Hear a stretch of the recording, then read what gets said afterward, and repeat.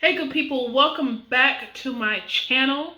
It is your girl Michelle Gomez, marketing consultant. If you haven't already, please subscribe to this channel and maybe you just like the video.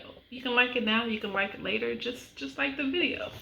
No, but thank you. Hopefully you caught my previous video where I talked about my career journey, and now I'm going to talk about my entrepreneurial journey. I think this is going to be an interesting story. I'm going to try to go into as much detail on the business side that I did on the career side. Of course, a lot of it's interconnected, intertwined, all that kind of stuff. But it's been a hell of a ride. Now, a lot of y'all know me from who I am today, Michelle Gomez, Line 25 Consulting, marketing strategist, marketing guru, whatever. And I've been very fortunate to really focus on marketing through my business 97% of the time. So we're going to get into those details. So how did I get into marketing? So while I was at U of H around 2004 as a pre-pharmacy student, I had a friend that was working with Arista Records, the music label at the time. So Super Bowl was coming here into Houston, and he was like, hey, I need a street team. What is a street team? I need people that's going to help pass out flyers, literally on the street, in the clubs and other venues, you know, before the events happen, before and during the events, promoting different artists on the Arista label. And I was like, Super Bowl, free party, sign me up. You know, I'm like 20 something, so sign me up. So I did that weekend, had a great time. And, you know, at that time, I'm thinking it is a once in a lifetime experience. Granted, I'm not going to the Super Bowl, but to be in that, you know, to be in that environment, it was once in a lifetime experience. So I wasn't going to pass that up. So shout out to Derek Barnes for hooking me up with that. So I did that, had a good time, didn't think nothing of it. And, you know, pre-pharmacy struggle nation. I mentioned that in the previous video. And people were calling me. So it was like I was networking before I really knew what networking was. You know, I was connecting with people, collecting numbers, however we were collecting numbers at that time, probably on a Nokia phone or whatever. But people were calling me for work. Like, people were just reaching out to me, and I was doing little gigs here and there. And, you know, college student, make a couple of $100, $200 over the weekend. Like, hey, that's cool. Let's do it, right? So fast forward, I told you in December 2004, the hospital closed, and I was very down, pretty much in a depressed state at that time. So the beginning of 2005, I had a friend call me, and he was like, hey, I feel like my calendar is a little off, you know, I'm getting old. But I had a friend call me, and he was like, hey, there's this movie coming into town, and we need production assistance. He's like, you know, I know your situation, it's not a lot, but it's going to pay $600 a week. So I was like, okay, cool. He's like, come over, I'll give you a crash course, da-da-da. I was like, all right, cool, whatever. And this was like, you know, no taxes are being taken out. So like $600, and at that time, I had a studio apartment. So, you know, 1 week was pretty much going to pay all of my bills, and then I just had extra money. And so I worked on this movie. Called Steppin'. I think eventually, you know, that's a whole nother story. But I think it went straight to DVD. Probably like 2006, maybe. 2006, 2007, before Steppin' came out. And, before Stomp the Yard came out. So I worked on that, and that was an experience, you know, once again, surrounded by celebrities at that time, you know, artists, actors, all that kind of stuff. And I did good work. On the set, and it led to other opportunities. So from there, there's a producer named Yusuf was doing a local TV show, interviewing artists, artists can perform and different things. He put out some DVDs, so I was like some kind of assistant producer, inline producer, whatever. And I really didn't know. I was literally figuring it out as I was going. I was helping bring artists to the show, coordinating different things, making sure the setup was correct on the set. It's just, doing good work. And that led to other gigs. From there, I started, I was like, hey, I see some business here. So I started my company. I started my company called New Phenomenon Entertainment. New Phenomenon Entertainment. Find the phenomenon in you. Like some slang like that, right?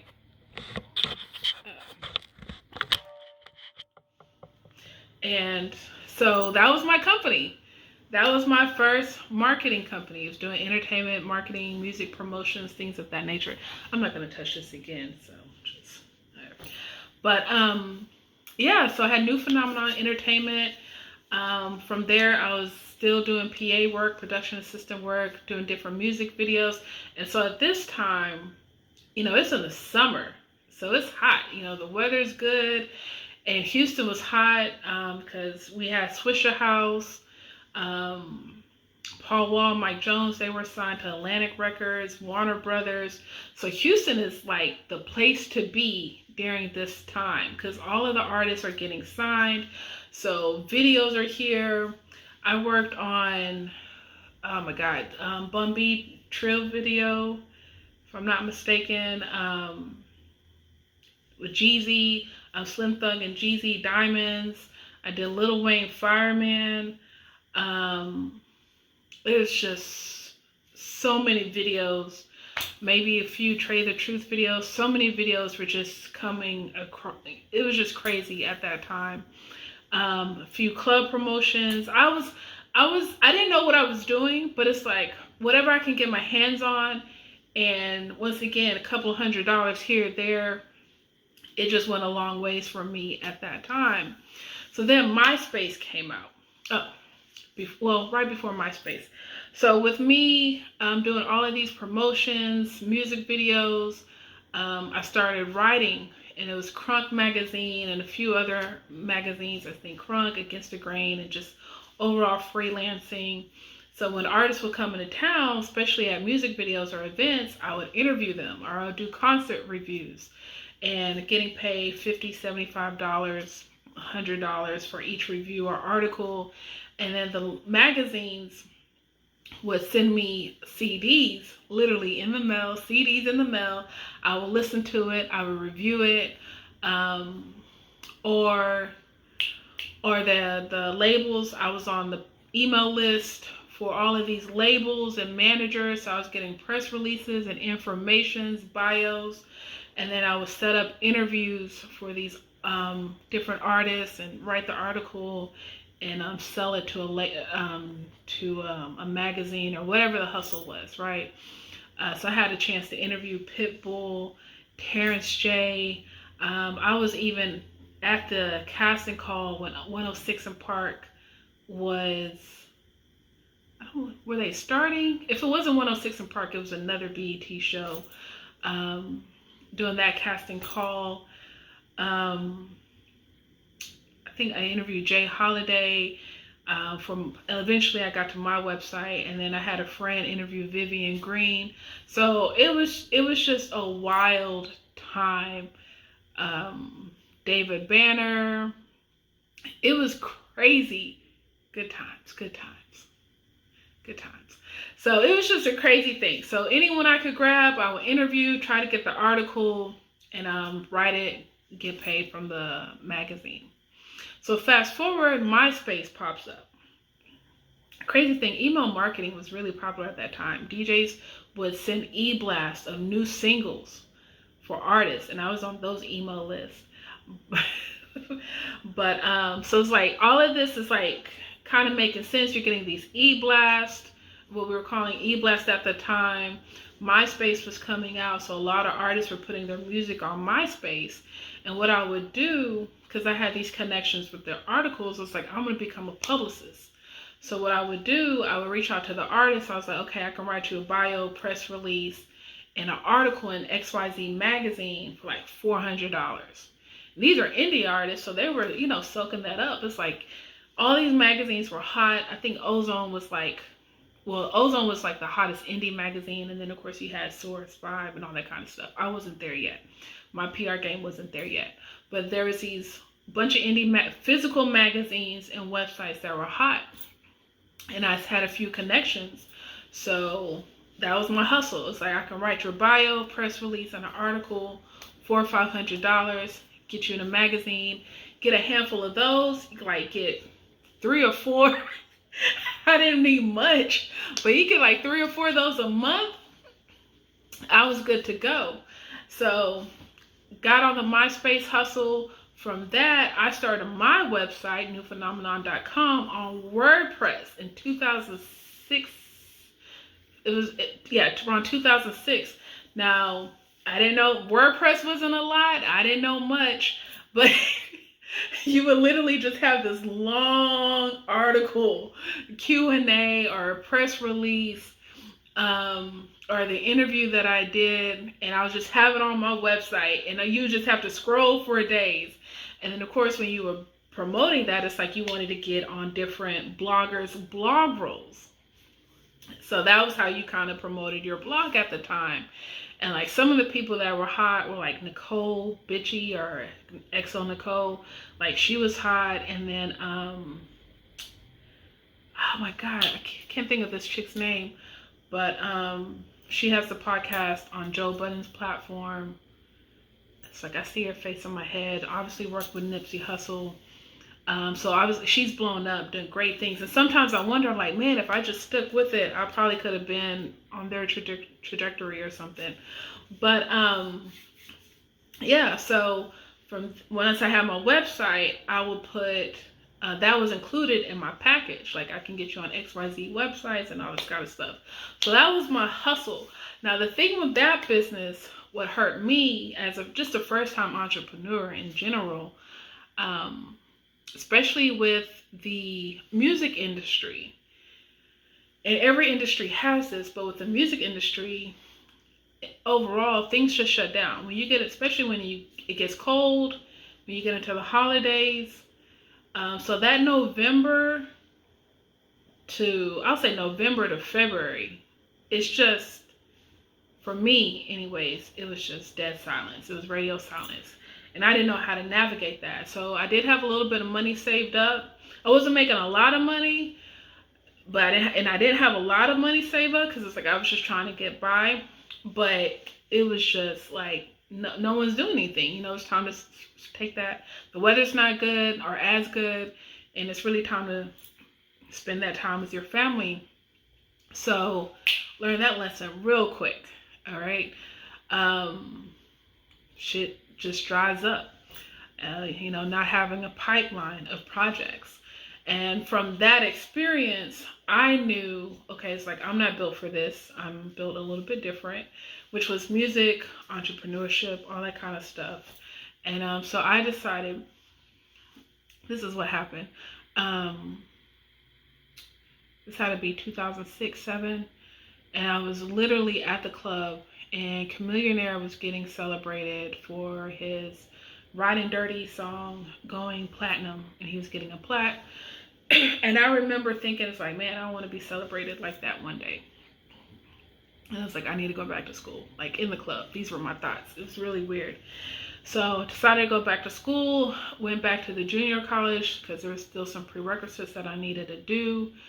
And I remember, like, I don't know where I was working at that time, probably City Financial or something. And people were still calling me for work. And I was like, I don't do this anymore. Like, I don't do marketing anymore. It's like, I'm out the game, The game keep calling me, but I'm out the game. And I was just turning people down.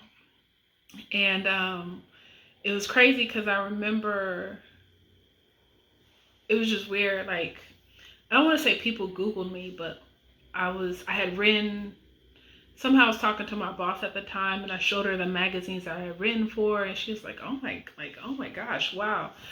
And but I was just turning jobs down. I was focused. I was like, I'm in school and I'm in this banking job, so I gotta figure this out. And then so I did the banking thing. I didn't do any side hustles. I didn't do any marketing. And then in 2012, that's when the bug started creeping back in there. And I was like, marketing is changing. And I feel like the thing when I was doing the music marketing, it was hard because I felt like I have to forgive myself with this. I knew I was ahead of my time, but there was no one to look up to, right? WordPress was brand new. Like of course there was books, but the phrase of thought leadership really wasn't there. When it came to web 2.0. And of course there was Black Planet and College Club in the mid to late 90s, but MySpace was a game changer. And there was no one to really follow in order to navigate these waters. And I'm sitting back and I'm in my financial career. I'm in my financial bag. But I'm in my financial career and I'm like, man, this social media thing, Facebook is changing. And I remember I was adamant about not getting on Facebook. I went to Atlanta, was hanging with my sister, and I was like, man, I can't get in contact with none of my friends. And she's like, everyone's on Facebook. I created a profile, and then like within, I'll say 2-3 days, I connected with like the majority of my friends from high school, right? It was wild. So it was like, and this was in 2008 or 9, I believe. And thank God, because then 2010, I made it to my high school reunion. But anyways, I was just like, man, Facebook is changing. And what I realized is that what I would call the baby boomers, people I would say that were 45 and up, and they had been in business for at least 5, definitely 7 to 10 years, they're having a hard time understanding what social media is and how it operates. And that was the sweet spot. So in 2013, that's when I started Line 25 Consulting. I'm forgetting something, but we'll get back to that. I started Line 25 Consulting to help small business owners create content and social media marketing strategies. And at that time, obviously, social media, I think advertising was on the verge. But Facebook pages, if you got likes on your business page, that was hot. But people were like, I don't know what to post. And I was like, you don't know what to post because you're not creating content. So let me show you how you can create content. You need a blog, you need video, you need a podcast, you need pictures. All of those things are content. And it started very, very basic with me doing social media management for like $500 a month, working my way up. And then from there, I've done different things. I launched my podcast, and then I helped produce other podcasts. I wrote books. I ran 2 books. I've consulted with other people, just basic consulting on how to write and launch a book, self-published book at that. And here I am today on a true, I would say a true, but definitely a consultant. But with so many years in the game, I've definitely raised my fees, and I'm working with a different caliber of people. Definitely have a sweet spot for the small business owner. I always will. I'm a small business owner, but I've definitely been able to step my game up. Now, I would say the biggest life lesson that any person that wants to get into business needs to know is that you got to take care of your money. Cash is king. Cash flow is king, right? And I say, whether you are an employee or an entrepreneur, that income in, income out, basic principle. Check, client payment, in, out, basic principle. And it's so important that you manage your money. And And it's like, we think about easy math. It's like, okay, well, I'm going to charge $500 a month. If I have 4 clients, I can pay all my bills, right? But that's just your personal bills. That's personal, and maybe even your business bills. That's not considering tax. That's not considering health insurance when you're making these transitions, or retirement, or just having money on deck.